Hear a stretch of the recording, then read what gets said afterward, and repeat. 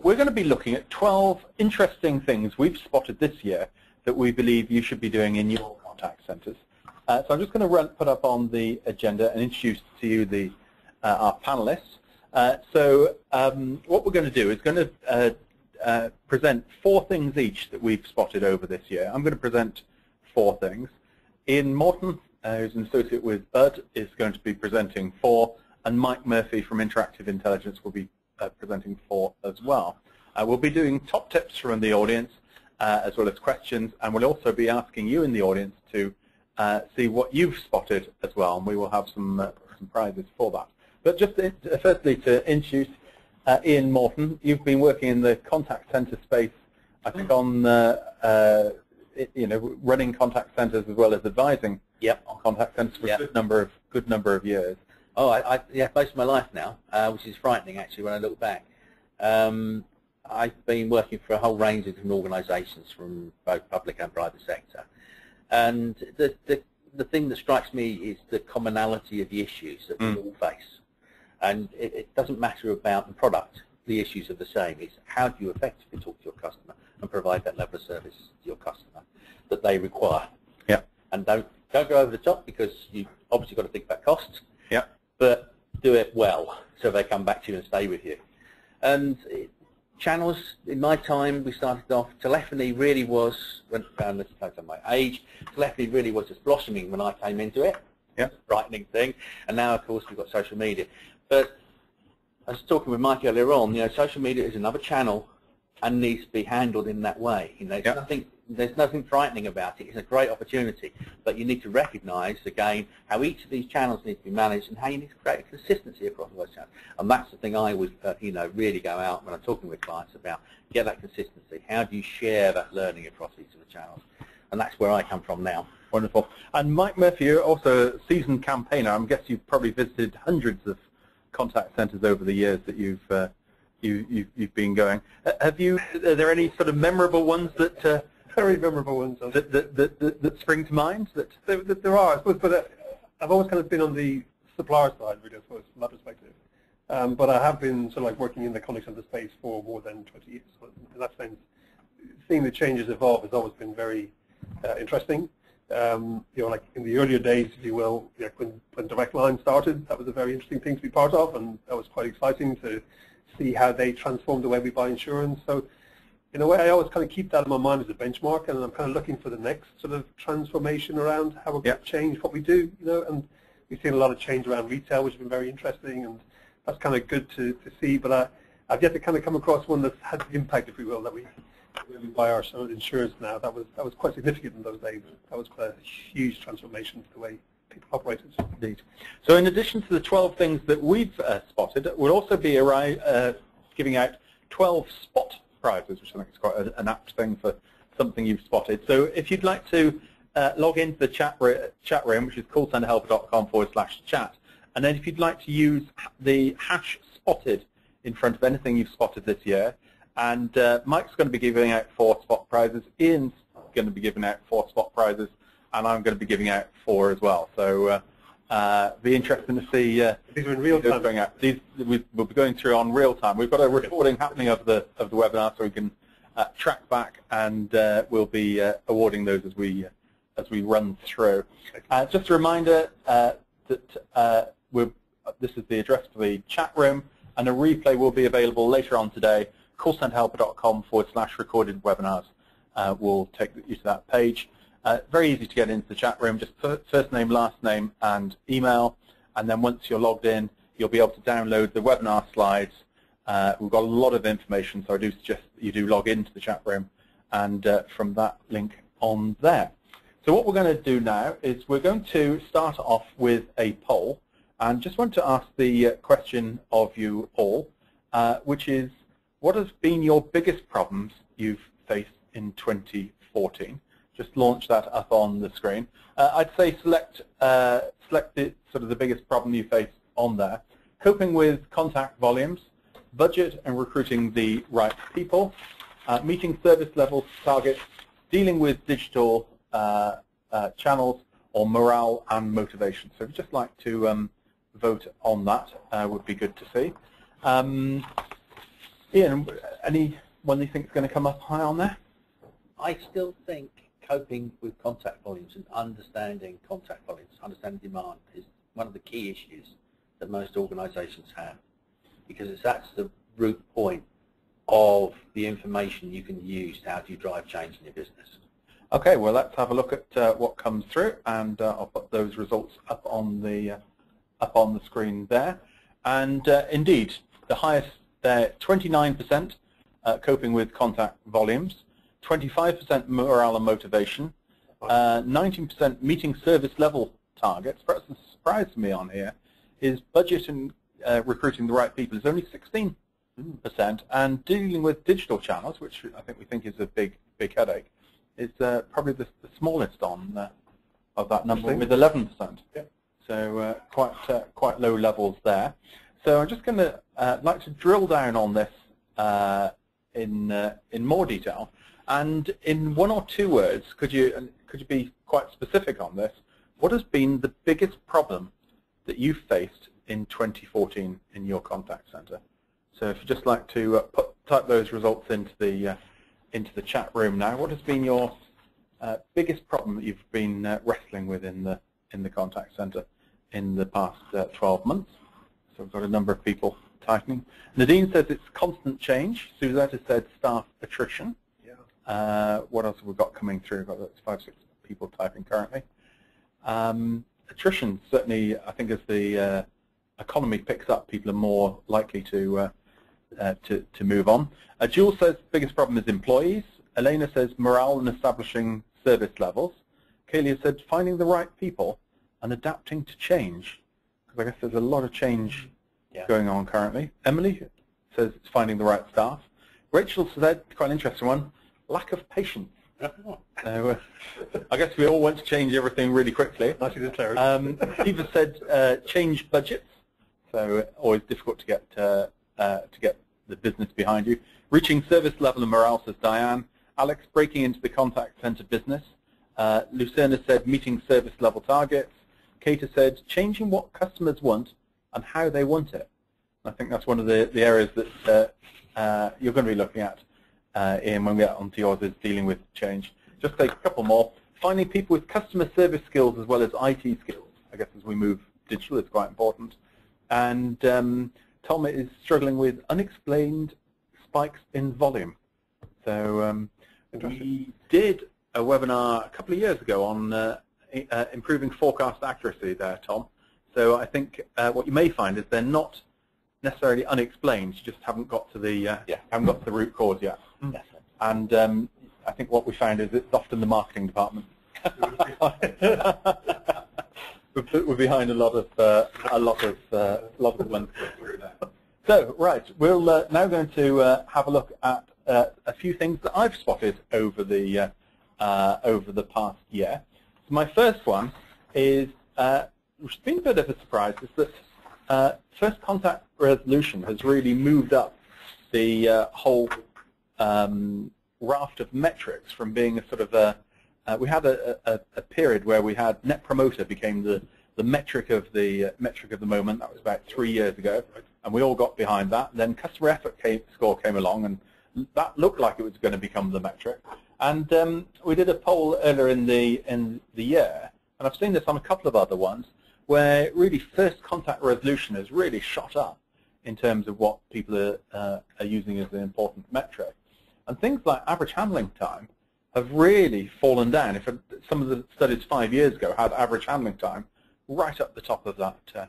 Is that, do you think, because people are getting AHT under control now because of the technologies and the better workforce management processes, or is it because it is literally a shift in the way people look at things? Well, I think the problem with AHT is a crude measure of efficiency, but it doesn't really have any outcomes based on it, whereas I think first contact resolution does have outcomes based onto it. Yes. So I think it's quite interesting. But the problem is once you get into first contact resolution, there's a whole debate about how you measure that. And so I'd like to ask you in the audience, how do you measure first contact resolution? So if you'd just like to vote on that, select all that apply. So is it based on the number of callbacks from the customer? Is it based on quality assessments? Is it based on asking the customer on the call? Is it based on a post-call survey? Did we resolve your query? Or is it based on comparing passed on versus resolved queries? So I'd just like to vote on that. If you are measuring first contact resolution, just put those up there. So let's have a look at the results, and I'll share those up on the screen there. So the highest there, 44% number of callbacks from the customer, 36% from a post-call survey, did we resolve your query, 31% comparing passed on versus resolved queries, 13% from quality assessments, and 7% asking customers on the call. And certainly I think the one asking customers on the call is one that I think is quite dangerous. And I've got to say, in the last couple of weeks, I've found some problems where I've been on calls into the contact center reporting a problem and to the organization, and the agent on the line has said, right, okay, thanks for reporting the problem. I've done all I can for that today, so I'm going to mark it down as resolved.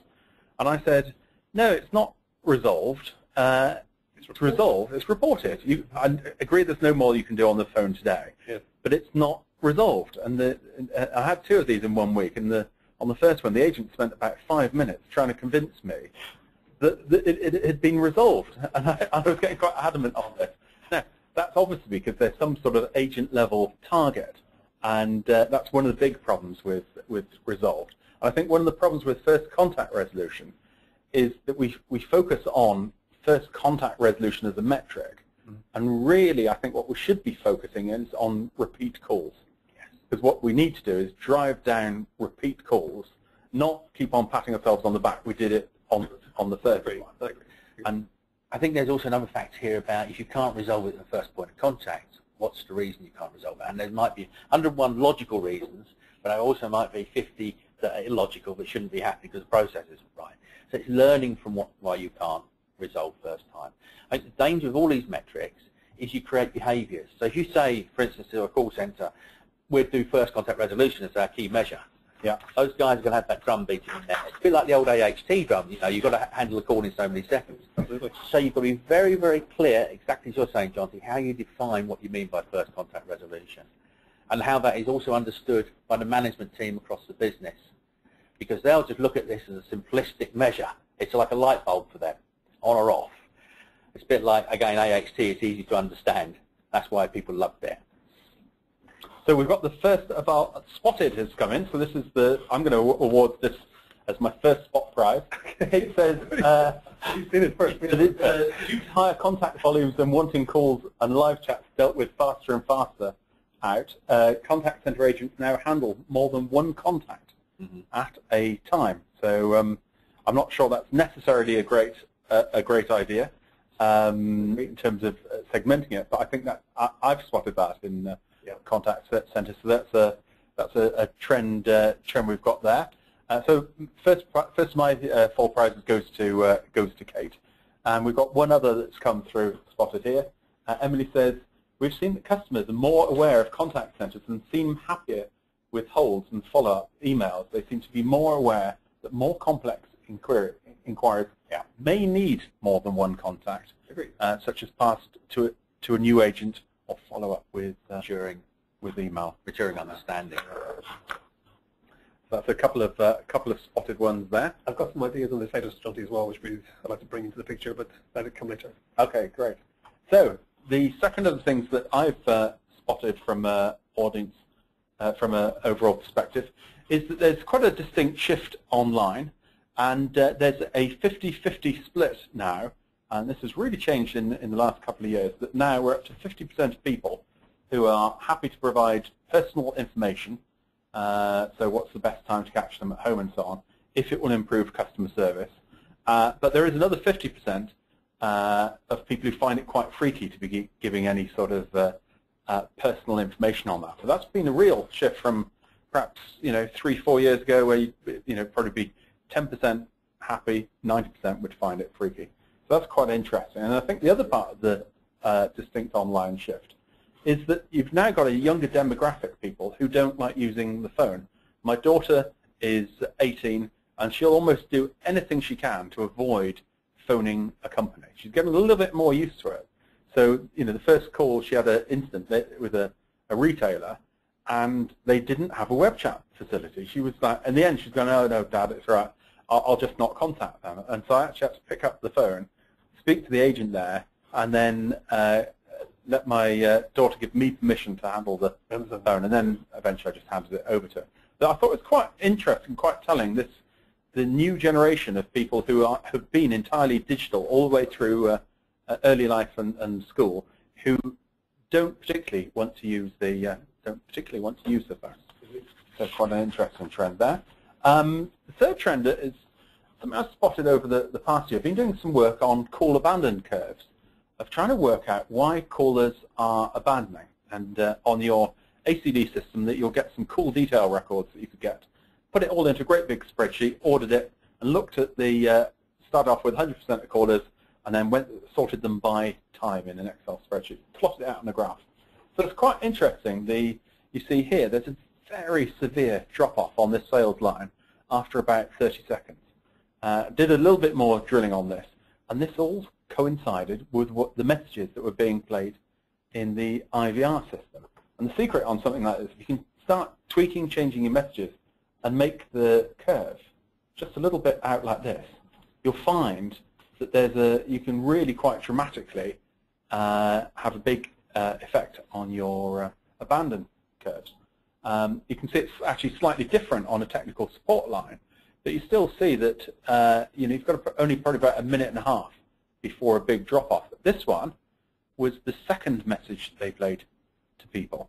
So they'd heard the message, "Thank you for being held in the queue," listened to some Vivaldi, and then they came back every minute and then started playing the same message. So you could actually probably reduce that by just delaying that message.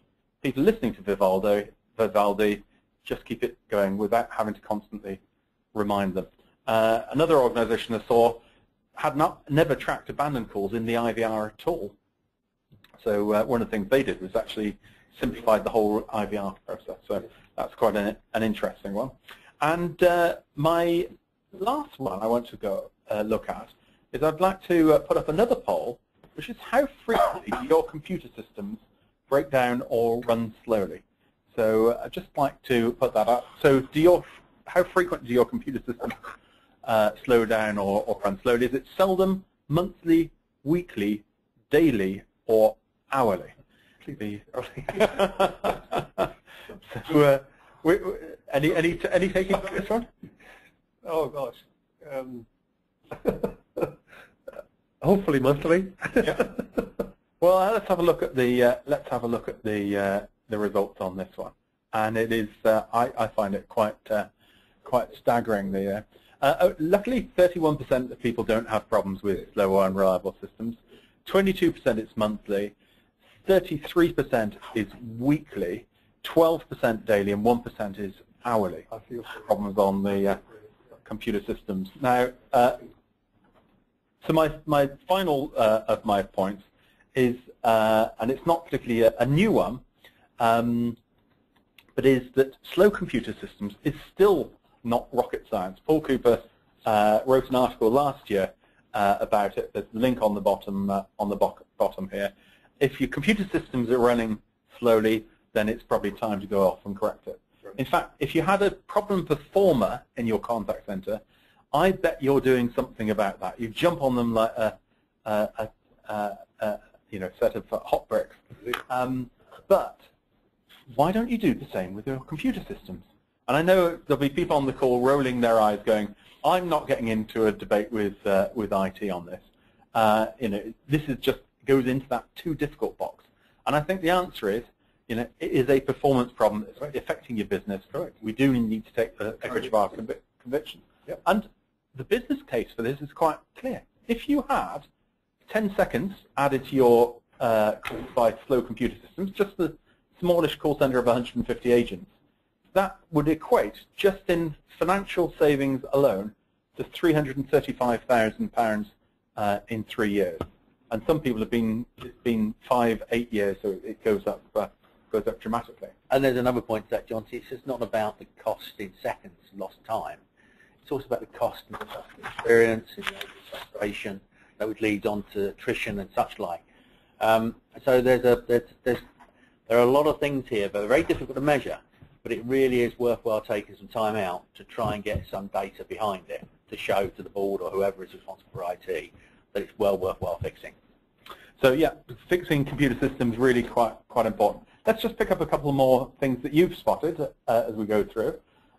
David says, I've spotted that management is starting to understand that quality measurements and quality of service are as important. I'd like to give one to that. I like that. Spot prize from Ian then to David. You got, sorry, Mike. That's all right. Sorry. Mike's been a bit... I'm hedging. Craig says using customer verbatim and first contact resolution root cause analysis to identify opportunities for upfront servicing options, web first or IVR, to reduce failure. I like that one. I like that one, John. So is that a spot? Register that for me. Spot prize. So three prizes gone already. Pamela said, spotted that younger staff are better at dealing with IT queries and enthusiastic to promote apps. Quite interestingly. Alex has said social media interactions often highlight short-term contact-centered problems within your business, i.e. wait times, bad customer service, or unresolved. Yeah, I like that because it really is important to link in the channels and the performance on each channel and the learning from each channel. So I go for that one. I'd like another spot prize. Yeah. Oh, they're going now. Gone early. Let's just take one more before we head across to what Ian spotted. And Diane says the need to include written communications as an area for quality assurance group to evaluate. Online support group receives QA, quality assurance. So some quite fascinating ones there. So we're now going to hand the baton across to Ian Morton from as an associate with SUD, and Ian is going to present to us 4 things that he's spotted this year. So we'll just put the Ian slides up on the display. Oh, for you, thanks. Sorry. That's it. That's fine. I'll leave it. No problem. Great. Right. Okay. I think we'll go back to where Mike coming there. So change is slower than we think. That's the first thing I really think about this year that frustrated me more than anything was, and I'm very passionate about using information that the customer tells us, the voice of the customer, whatever you want to call it, the data that you hear in the contact center, the data you hear every day through those interactions with customers, and it could be at any contact point, and using that information to drive change for the benefit of the business and for the benefit of the customer. And with the the rise of more use of data analytics, both voice and word, I was thinking that we'd start to see these changes happening quicker because you could get that information into a format that you really could make things, the business understand where they need to focus. And really, I haven't seen that happening as yet. I think it's actually, some people are more confused about having some of these analytic tools in place than it's actually benefited so far. Change is still inevitable, but it is like a glacier. It moves very slowly and imperceptibly, and then something really forces it and a great big lump cracks off. And I think that's because most of the problems we've got are human. And it's how we as humans evolve over generations. So we're resistant to change, decision making, we have risk aversion still outweighs entrepreneurial behaviors in a high proportion of companies that I go to. So most people companies are still spending their time in fighting rather than focusing on the customer and focusing on making profits and the customer experience work. So, what I don't see when I go out and talk to people is I don't see a clear accountability and decision process across the business where they're basing their decisioning on effective use of real-time data. And I think a lot of this is down to the fact we haven't really invested in the right people to analyze that data, to use the information, and to drive it into the business and get the right processes there to drive it into the business. If you think how many people you've got, all you guys listening in now, how many people have you got sat there analyzing data, driving it into the business, and how effective are they at doing that, and how do they get that information? And everybody's going to be different, but it is something I think we really need to focus in the coming year. To me, and the organisations that I've seen, those guys are really rare, and the good ones are even rarer still. So it's about getting that information through. And I think one of the problems we've got as contact centre people, our credibility isn't improved. You know, we always see marketing as the demon king, somewhere out there doing things which we have to then handle. But the reality is, our responsibility is to get that information to marketing so they can understand how to market better to our customers. And we're the window on the customer for both the customer to look into the organisation and us to look out on the customer and tell the organisation what's happening. So there's a real key there about making sure we get that through to the business. The next thing, and it might come across, I'm slightly cynical over the last year actually. I think I'm reading these now and I think, ooh dear, maybe I should be more positive. But we still like shiny new things, so we lose sight of what's important. Contact centres to me are about brilliant basics, regardless of the technology or the latest fads out there. Thoroughly thought through strategies, joined up behaviours, understanding demand and planning, communications. It's all very basic stuff, but done well and focused on year after year. That's what makes a great contact centre and a great service delivery. I've been around contact centres since the 70s now, when they were really just coming into being. And I really get frustrated by the fact we're talking about the same problems now as we went through, you know, I hate to say it, 40 years ago. And what I think we do need now is more people like historians rather than futurologists. So we've got some great opportunities because things like cloud-based software is now becoming the norm for what we're doing. So much easier to get technology in, allowing us to focus on the real business in hand, using that information that's coming out of there. And some of the most innovative stuff I'm seeing is done by some of the smaller companies out there. So, you know, make sure you do look around. Don't go for the big, bright, shiny thing, because it might not be the best. We can't all drive Ferraris, but we can all drive a very good BMW. Well, certainly, and the lack of IT resource needed on some of these projects also speeds up the I think that's the case. Yes. It's much easier to show a business case. And somebody was saying to me the other day about the difference now, instead of being CapEx, it's now OpEx. So we can justify technology improvement through OpEx as opposed to CapEx. Right. So that also gets us out away from the accountants too much as well. We're also a bit like marketing in my book. Yeah. The third thing is all around selling versus helping customers to buy. And I think it's quite a simple one, this. Customers now don't really care which company provides their service. When I turn the tap on in the morning to brush my teeth, I don't care which water company's provided that to me, as long as the water comes out. What I do care about is the cost and the simplicity of the bill and understanding what I'm paying for. So the other thing is now I don't actually care who to blame for poor service.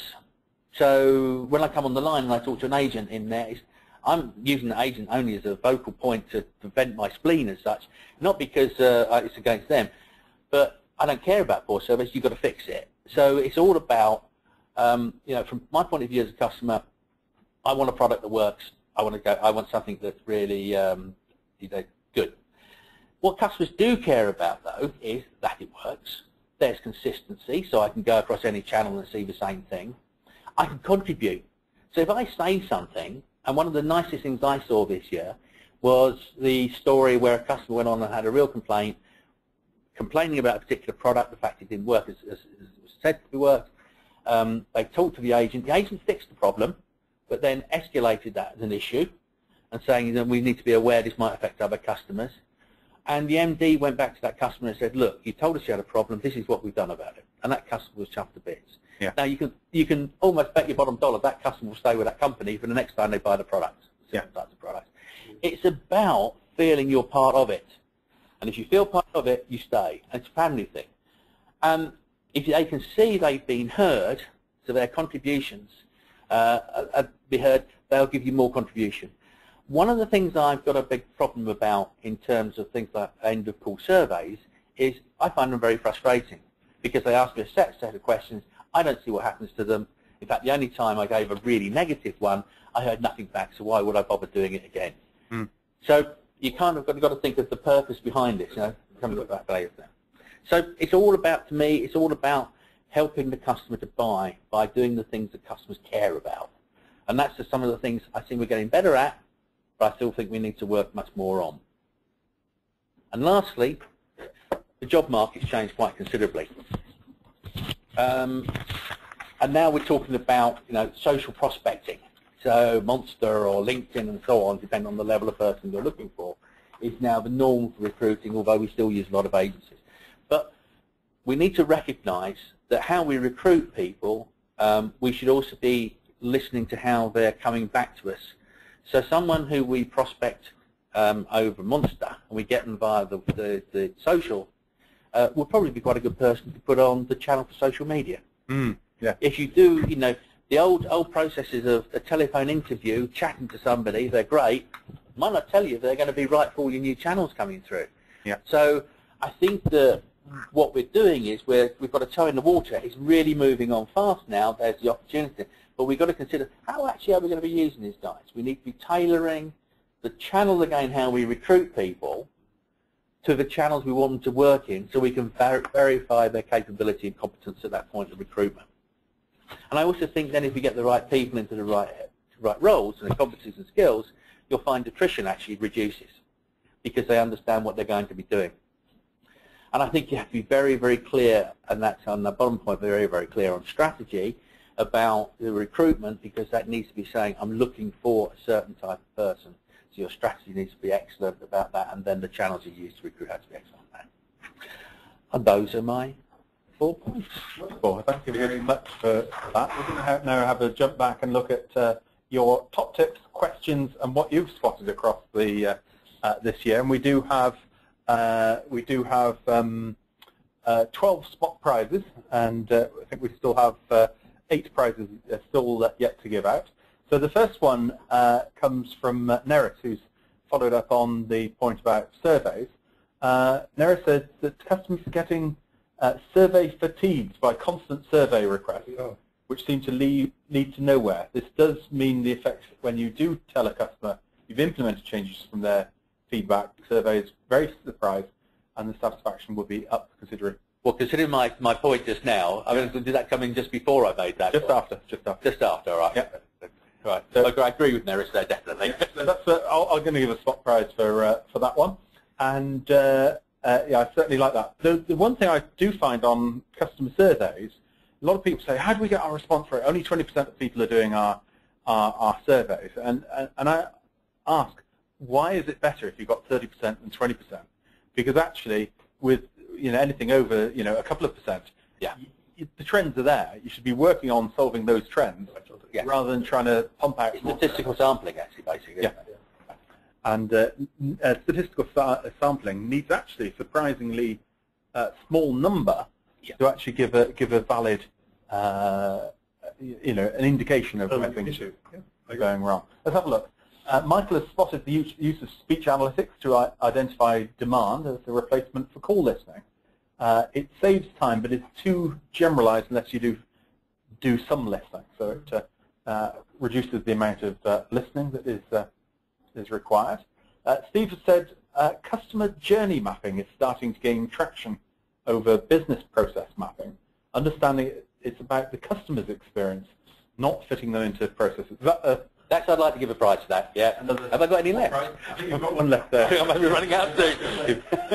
Mike's still got 3 left. He's been keeping his ammunition dry. I think I've got two more, and we've still got a little while to go yet. Nadine said, looking after the staff, so they will look after the customers, keeping our staff happy by offering flexible working, forums, pool tables, etc., has increased morale. They will in turn be happier to support business needs and ultimately the customers. Just make sure you put the pool table away from the people on the phones, so the audio doesn't come through.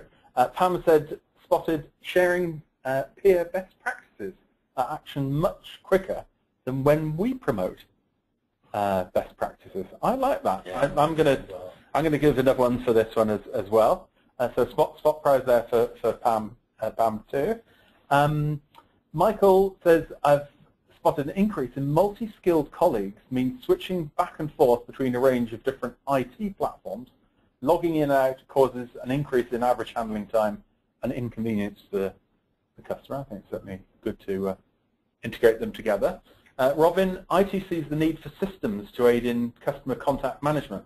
However, they tend to develop solutions somewhat in a vacuum.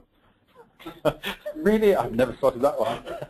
The result of slower call resolution and slow employee adoption.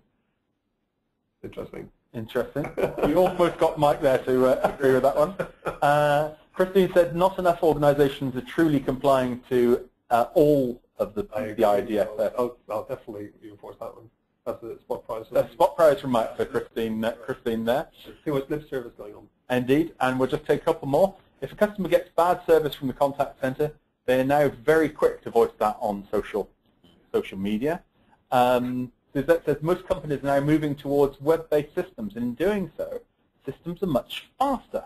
More time is allocated to supervisors and managers to actually do some supervision, and are even taking calls as well as the staff. That's quite a nice approach. Friendly competitions between supervisors and staff is always interesting, and the supervisors can understand what sort of calls are coming in, volume and contact. The last one for this section. I've spotted that dynamic knowledge management solutions have become increasingly utilized to support consistent multi-channel communication, enabling agents to share knowledge which resides within the business significantly impacts first contact resolution. The business also has an auditable means to understand what is asked of the business on a daily basis, as well as agent journey. So that's the whole batch of those through there.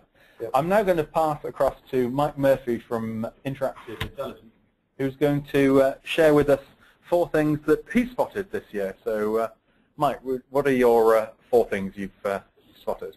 Okay, Jonty, well, thank you very much. And so the first one I have really is web chat. And I don't think we should be surprised by this. I certainly wasn't, but I think we should be doing more and more web chat. I don't think we're doing enough, really. We've heard so much about it in recent years, but I kind of wanted to get some facts around how many people are actually using it. So I checked out this report here from ContactAble, and they're like a good name in this industry. They've been here a long, long time, and they produced this report specifically around the UK, so it's good, useful data for us. And in there, sort of the section which talks about the current and future use of customer communication channels, you can see there by that little sort of graph on the right that currently there are 34% of contact centers using chat today. And obviously then there's a sort of similar number which is kind of promising to use chat. But my sort of observations of that really is that it's kind of poor adoption in my sort of assessment really. I think we could do a lot better. And I suppose I would sort of urge and encourage everybody to just get on with it and do more with chat. But I kind of want to put some context to that number. So just to sort of share with you the kind of the rest of the channels that were involved with that report. So you can see here that, you know, telephony live, telephony self-service, email, SMS, web chat, you can kind of see all the various ones at the bottom. But you know, the key element really is the green section, so in use today.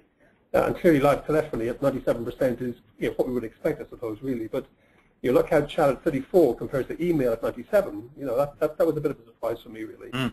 And obviously, letter is still, a major part of delivery, if you will, with customers. Fax, social media at 58%. They're kind of big numbers.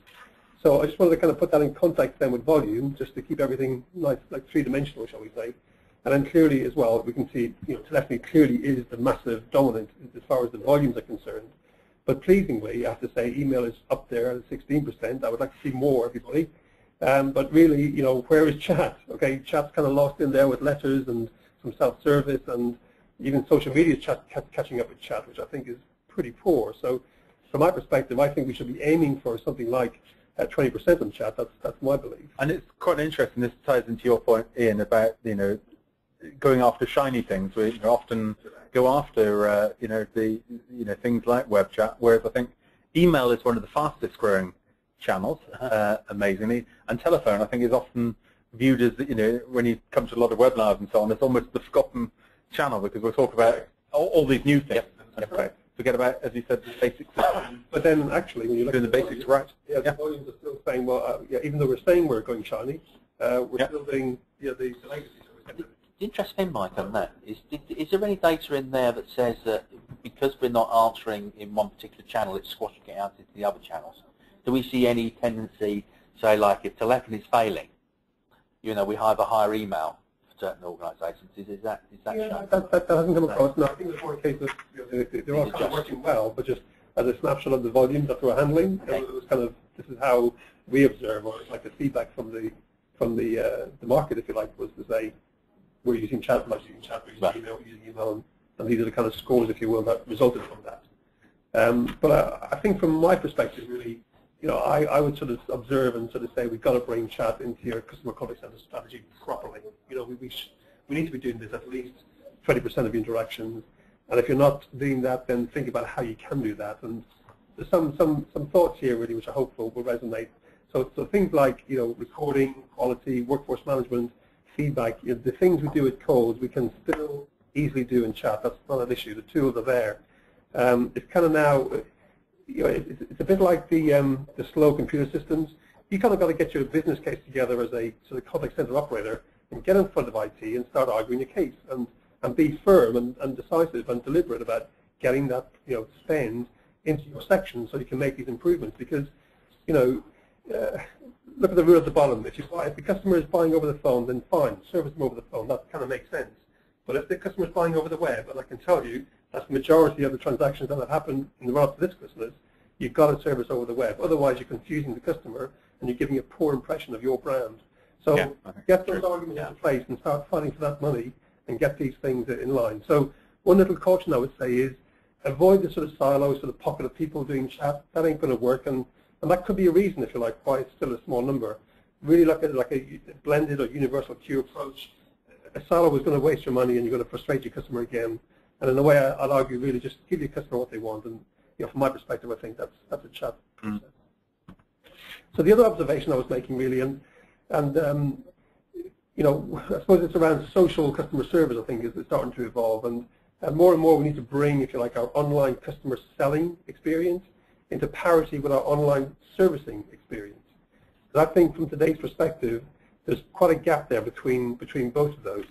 So I mentioned this, if you will, actually it was several webinars ago, John. It was one of our sort of future sort of type elements. But I'm pleased to say that this functionality has now actually been delivered to several brands in North America, so we can kind of just start to learn from their experiences. But we kind of call this an online experience gap as far as your customer is concerned. And think about your own company and how much money does your company invest in selling, if you will, on your contact center. So from that perspective, if you then compare with how much money does your customer invest in online servicing, and I think what you find is that's where this gap starts to become very vivid. And obviously in several examples it's been significantly huge. So let me just kind of show you what we've come across just by way of working with and polling brands out there. So here's the Best Buy. It's an online retailer for technology. It's the kind of site we used to see with people like Amazon, for example. But you can see the tools it has there to help sell the product. Good content, search and filtering, ratings, reviews, a very customer-centric interface. And obviously, it has evolved based upon user take-up. So it's kind of a preferred experience these days. And then in that same brand, if we have a look at their online service experience, well, what we find is it's kind of a limited page. It's kind of static.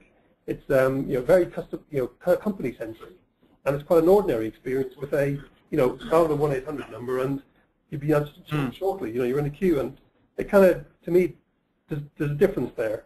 Why can't it be so slick as it is on the sales side, on the service side? And another brand, just to kind of keep things mixed up, Nordstrom, high-end sort of retailer in North America, same kind of interface for selling, all the kind of tools we talked about already. And guess what you see on the service side? Limited content, static presentation, dial 1-800. Okay, so you can kind of see here there's a common sort of pattern of, it all feels very good when you want to get more money out of your wallet, but when it comes to me actually stepping up and helping you, I'm going to make it as difficult as possible for you to get hold of me. Yeah, that's because these companies obviously have the web skills to get it all from a sales perspective. Oh, and they've proven that. Yeah. And they have the know-how, I think, as well. It's just they seem to think, well, it doesn't matter about service. Let's just shove that over to the contact center. They'll take care of that. Yeah. When really our argument is, well, actually, that needs to happen online. Okay, so why are we separating the two functions? And in a way, if you like, the web guys need to own service better. That's kind of what we're arguing here. There's an opportunity, really. And the opportunity is to kind of fix that gap and improve that link. And I think with sort of capturing that opportunity, businesses have or brands really have sort of a challenge here to stand out from the rest, differentiate yourselves, and do a lot better compared to the mass market. And it'd be interesting to hear from anyone in the audience if they've been investing in their online service experience or what their views are of their service. That would be, I think, fascinating to see. So something that, this is the kind of tool that we've deployed now, and I think it's like 8 brands in the US at the moment. So we're actually integrating the real-time, if you like, behavior and volumes and activity in the contact center. We're actually presenting that data live on their website. So you can imagine on these guys' brands, when you move across into the service section, suddenly you're presented with, here I go, I've got some people who are available to me, and they actually know about what I'm interested in or what my problem is. And I can see their profiles, I can see their availability and the wait time. I can see service ratings from previous customers who had the same problem that I had. And in a way, it's all very familiar and, social media-like. And I'm kind of comfortable in this environment because there's nothing strange here. It's familiar. It's very much based upon multi-channel communication. And obviously, how you choose to present this is completely up to you as a brand. But from the sort of consumer's point of view, all of a sudden it becomes very, very easy. So I can find the best match that I'm looking for, either on wait time or previous customer ratings. I can do things like, have a look at a particular individual and sort of see is there a sort of parity there between their experience and my issue. And then obviously I've got a nice way to sort of invite a connection with that customer where, now this is important, the contact center then contacts me as the consumer. Okay, so I don't go into a 1-800 type silo and order the answer shortly. The contact center will proactively contact me in the method of my choice at the time of my choice. Okay, so we're really flipping the whole notion of asking customers for service to go into a queue and be answered shortly to, no, I'm the customer, I need service, you contact me, contact center, and you solve my problem. Okay, so it's a nice, I think, twist and a complement to how we should be doing online service a lot better. So here's an opportunity, I think, for some feedback. So Johnny, do you want to invite this question? Yeah, I think this comes down to the point Mike made a couple of slides ago, showing all the different agents in the contact center, and the customer can select which agent they'd like to speak to based on their wait time and so on. I'd just like to poll your opinion in the audience of what is your opinion about customers selecting agents based on skill rather than the system selecting that. So do you think it's a good idea? Do you think it's a bad idea? Could you see that being implemented in your contact center? Do you think it's scary? What's your view on that? So if you could just type that into the question box currently, what is your opinion about customers selecting agents based on skill? Just give you a couple of minutes just to put those comments in, getting a number coming through. I know I've been holding back my subtitles. Kaylee said, why would a customer choose an agent with a low rating? That's interesting. Gwen says, I think it really is giving the human face to the relationship. Simon thinks it's a terrible idea. Consistent service requires consistent agent capability. Janet doesn't think it's a good idea. Robin says lower skilled agents would never get calls. Christine loves the idea. Chris thinks it's a good idea and perhaps the natural evolution of TripAdvisor. Alex says no agent should have a low rating. Nera says great for personalization. However, is it hard to ensure that work is evenly spread? Elena says I do not feel our participants are knowledgeable enough to make this discussion. Metrics would be off. Bad and scary says Suzette. Nadine's not a fan. Robin says who determines the skill level? I guess that's the customer determines that. It's about you, the operator of the contact center. Chris likes the idea, but what about privacy? Kate says we use the IVR to drive customers to the right AGT agent. So this would mean that the customer would need to pick up the right agent. And Alex says consistency is key to customer service brands. All people should be skilled to take the work. Right? Don't disagree with that. So, but like, If you're not fit for work, don't work there. So fascinating there. We've got really Marmite. People are either really, really loving it or really, really hating it. So thanks everybody for that feedback. yeah. So, but I think I think you saw it here first. Is all I can see. And certainly, I think the example you gave was from a camera shop in North America. I visited, I think the same shop there, and I went up to, and they had different pods for different cameras. I was looking at either a Sony or a Panasonic camera. went up to the guy on the Panasonic counter, and I said, I'm thinking about the Sony or the Panasonic. He said, the Sony is much more better than the Panasonic. Go across that stand over there. Now, that sort of advice was absolutely priceless. Yeah. And, you know, that really is, I think, comes back to your point about helping people to buy rather than selling them. Yes. I walked out that shop with the camera. Yeah. So I think, you know, going back, I was talking about Skype, you know, the more that they're calling it on using Skype type Barclays, that very first thing you raised here, this type of thing about having a picture and a little profile of the agents you're talking to, it'll be, as we go down the social side of life, I think it's become far more prevalent. Personally, I love the idea. I'm not sure to say I can see who I'm talking to. If it's just a picture, these people are available to talk to you. You don't have to maybe necessarily skills. Yeah. These are the people I'm talking to. It actually puts a more human element on the conversation. It does. Whether I'm doing web chat or voice, Yeah. or whatever, it makes them human. So it actually probably, if I'm Mr. Angry before I start, if I'm saying I'm actually getting some nice person I'm going to talk to, oh right, they're a human being, I'm talking to a human being, remember, before I start. So actually it might balance the score as well. So I think there's advantages. There's definite advantages. Is there a danger that people select the pretty ones? Is it Chelsea? I don't know. That thought never entered my mind. I think based on the pictures we had originally of the three of us, I don't think we'd ever get calls coming through. Well, invited to call the customer. Remember, it's not coming through. They're inviting you to call them back. I agree. So the next one that I have really is process automation, and you know, this has been mentioned in several contexts already today by some of our audience. I appreciate that, but it's also been something that we've sort of mentioned several times in the past before. But the reason I kind of found it interesting this year really is that we're actually finding it's being deployed more regularly now in our customer base, certainly as far as our deployments are concerned, and it's happening across industry. What I would say is, kind of going back to the very first point that we talked about today, this really helps with first contact resolution.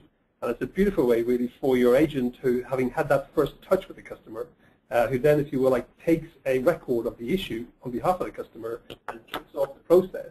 If you can imagine then that process, like automatically through texting or emailing or whatever the customer's choice is, updating them on the progress of their issue throughout that process, whether it's a 15-minute process, a 15-hour process, or a 15-day process, constantly keeping the customer communicated and updated with the progress of their issue through the process really stops them making those repeat calls and clogging the sort of contact center with, you know, like those, you know, repeat calls. So from that perspective, I think this is a great way and a beautiful way to sort of solve that issue.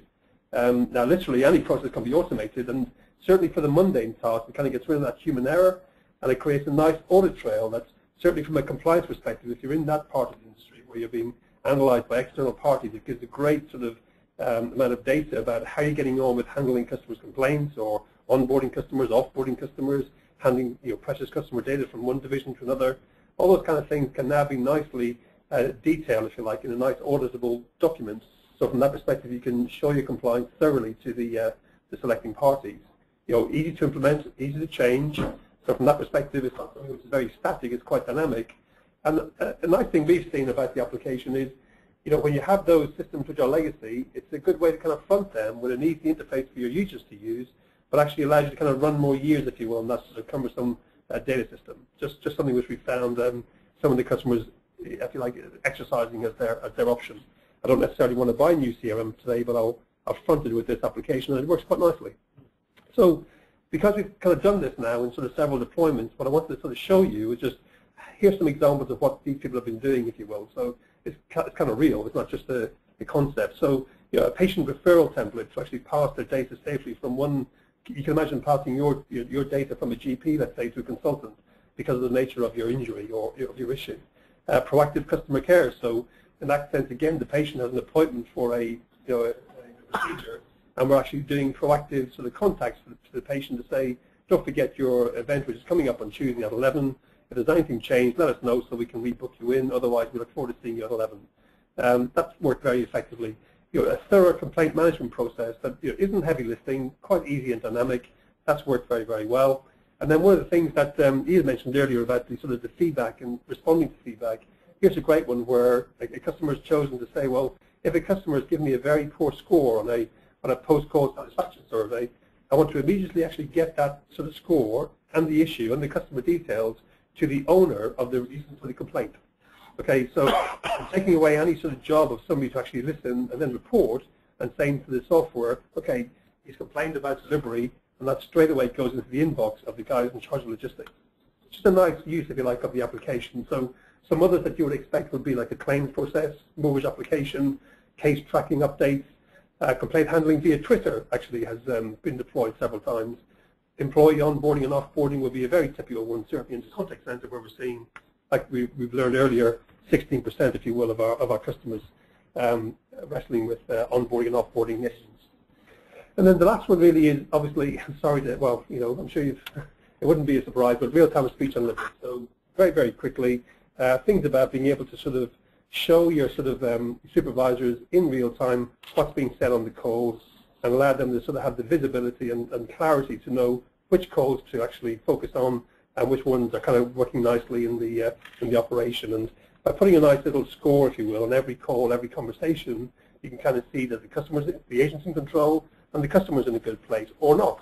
And in this case, they've actually sorted by bad customer score, and you can see straight away by sort of like, you know, obviously which are the worst customer dialogues live at the moment and which ones are not so bad. So therefore, as a supervisor, I can elect to sort of, you know, drill down, find a bit more about why is this customer upset, because my bill is much higher, I'm really frustrated, I want to pay my bill, you know, it makes no sense, you've been very helpful. So these are the sort of things I'm sort of deciding to search for, and when I hear these phrases, I'm flagging to the supervisor. So for me, John T, the four things would be get more web chat, social customer service, think about it.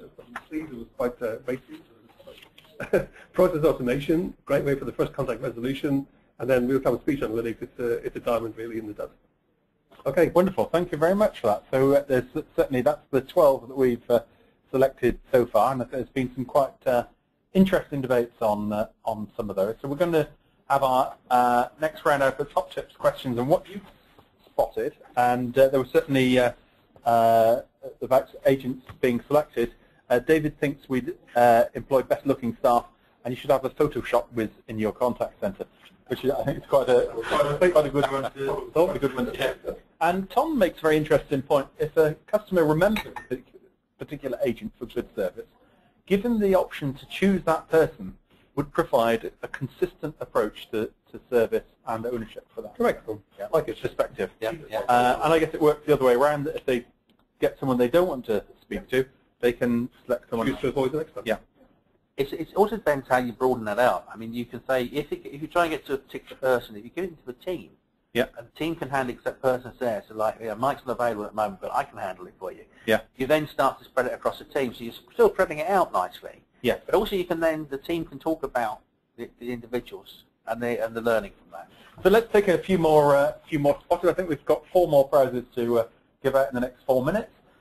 Finding the right people. Working a call center is challenging, and you need an all-round range of skills, mainly excellent customer service. We've struggled with new employees who, through demonstrating this skill, cannot deal with the demands of a call center environment. Let's take a couple more.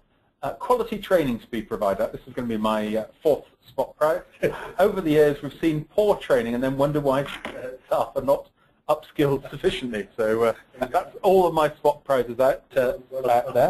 In fact, I think that's Sam's got 2 prizes on that one. So well done. So save us on postage. Let's take a next one up.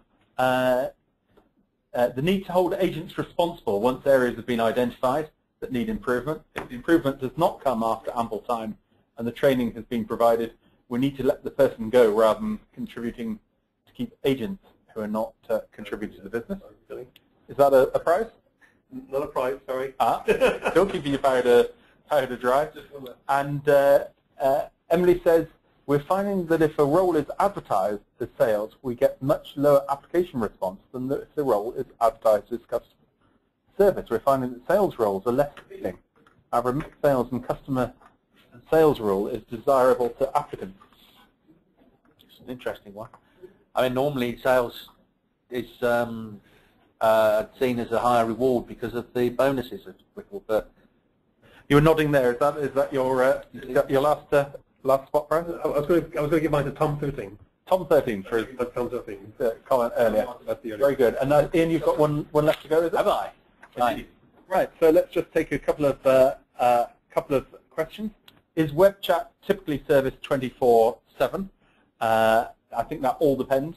It's a strategy. It's a business strategy according to the products and services you provide.